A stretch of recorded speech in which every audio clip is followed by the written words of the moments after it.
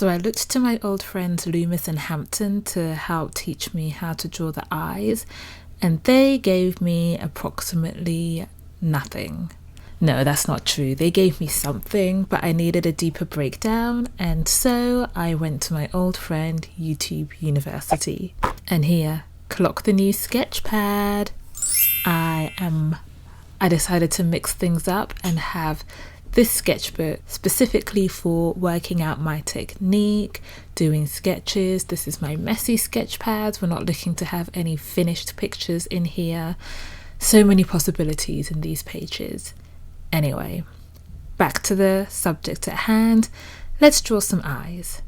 So first of all, to start things off, I just need to draw an eye. Do you ever get the urge to just draw eyes? I remember back in school, I used to just randomly draw eyes on pieces of paper, especially if we were doing a mock exam or there was a lesson that was just really dull. I would just be doodling eyes in my notebooks and my exercise books on the back of a mock exam. I think I got in trouble once for doodling on the back of my mock exam because I was done and I really couldn't think of anything else to do, and my attention just wasn't in it. I wonder if I had ADHD. Things we'll never know. Anyway, I just decided to start off with following along with a Proco video where he draws an eye and he goes through his technique of shading and finding in the filaments, because sometimes you just need to draw something good, especially when you're on a mission to get better at something and you're doing all the exercises. And what you'll see later on in the video, foreshadowing, is that I struggled a bit with eyes and placing them on the face, and so you're gonna see a lot of bad art later on in this video. So I wanted to start off with something good, something to make us all happy and feel good about ourselves, something that I could open up the second page of my sketchbook to and be like, oh, I drew that, and so we drew an eye. And I typically don't draw in this more realistic style. I'm trying to figure out I'm trying to lock in my own stylized style. I like to go for a more cartoony stylized version, some mix between Disney and something a bit edgier. But it was nice to play around, to know that I can draw an eye, one eye floating in the ether on its own without a friend or a partner to be with. I even drew some fairly acceptable eyelashes. So as always, I will link that video below if you want to see Proco do it himself and if you want to follow along and draw an eye with him. This series is all about sharing my practice resources, so yes, I will share my practice resources. I watched several videos. I watched Draw Like a Sir, who's a favourite of mine, Proco, who you saw in the beginning, David Finch, which turned out to be probably the most comprehensive video, really went into a lot of detail, and Harvey Can Draw, who also has a tutorial on how to do the monolid, so his was very useful too. What I liked about the David Finch tutorial and the Harvey tutorials is that they talk about how to place the eyes on the face, which, you know, it's a lot of fun to draw a floating eye that's unattached to anything, but the whole point of drawing these eyes is that we're going to want to attach them to a face eventually. So Harvey, he talks about how to use the mask method, which is where you draw a mask, kind of like the Robin mask from Batman and Robin, which shows you how to place eyes on the face. Then there's also the whistle method, which I think I like most, which teaches you how to draw eyes.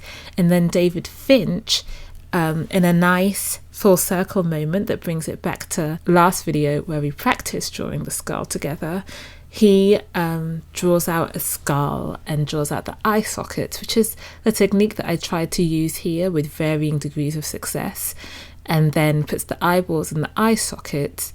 Both of them actually recommend figuring out where the direction that the eye is looking in first before you start drawing the eyelids. So you draw the eyeball, the iris, the pupil, and then you draw the eyelid, wrapping around the eyes, because the direction the eye is looking at is going to affect how the eyelid wraps around the eye. And now looking back, I was really struggling with this practice, and I couldn't work out why my eyes were just looking so bad, even though I had all these tips and tricks in my mind and I was trying to put them into practice, but these eyes aren't looking good. And looking back at this recorded video of my practice, I can see now that I wasn't wrapping the eyelids around the sphere of the eye. In the 3/4 one above, I'm starting to get the hang of it, of wrapping the eye, and now I'm kind of starting to understand why people like the 3/4 view. It's a hard view, but it's easier to visualize the 3D than the front-facing view. I find that when I draw the eyes in 3/4, I'm better at visualizing how to wrap the eyelid around the eyeball. Whereas, as you can see in this one that I'm working on here, when it's front-facing, it's hard to really visualize how those eyelids wrap around the eyeball, and ends up looking a bit flat and weird. They're all quite squinty-eyed, so I really need to work on the size of that, and I started drawing the eyeballs bigger to try and compensate for that. But I definitely hit that thing where you're watching a lot of videos, and because the people making these videos are so good at their craft, they make it look easy, which is eventually what we all want to do. I'm a dancer I used to be a dancer by trade. I'm retired now. But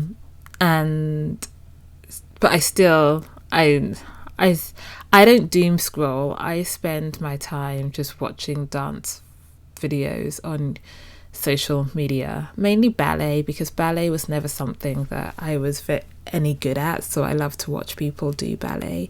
And one of the beautiful things about ballet is that it's probably one of the hardest things you can ever do in life. It's so difficult. It's athletic, it's artistic, it requires strength and flexibility, and you're doing it all on your toes. You need to be able to work with a partner and by yourself. You're like spinning like a top on nothing. But one of the most beautiful things about ballet is that this is so hard, but you're never going to see it on the ballerina's face, or the male ballet dancer's face. You're never going to see it on a dancer's face. Dancers are trained to never show you on their face how hard this is. And that's kind of what you want from any art form. You never want to see the strain. You never want to see the struggle. In my portrait, you don't want it to look overworked. You don't want it to look strained. And that's how you can really tell the masters of their craft, is that they just make it look so easy. Whereas I'm still on the struggle bus. So I kind of gave up with placing eyes on the face. I needed some kind of redemption. So I just decided to draw some disembodied floating eyes. I still wanted to, for the most part, do a pair of eyes, because it's so easy to draw one eye and then not know how to draw the second eye. So I did want to practice drawing two eyes, but I had to let go of the rest of the face because it just wasn't working for me. I decided to go with some expressive eyes to try and see how that would work for me. Make them bigger. It's easier to work on a bigger canvas than on a smaller one. This was useful to me, so I do recommend, when you're on the struggle bus, just strip away the stuff that you don't need and break it back down. I was thinking more about wrapping the eyelids around the eyeball, and I feel like I had some better success here. This isn't easy by any means. This is learning how to draw is a struggle, and it's a mission, and I'm not going to be able to do it in a day. Rome wasn't built in a day. I have to give myself some grace. I am going to go away and draw a bunch more eyes. Now that I've had it broken down in those other videos, I'm ready to go back to Loomis and Hampton and work through those books and copy, trace, redesign, just do some studies on what they have in their books and do a lot more practice of the eyes. So yeah, I'm gonna go off, draw some more eyes. Hopefully next time I'm here I'll get better. We are going to be moving on to the nose next, which is a bit less important than the eyes. Still important, but not, the whole picture does not rely on the nose being right like it does on the eyes. And if you've made it this far, thank you so much for sticking with me, and I will see you next time. Goodbye.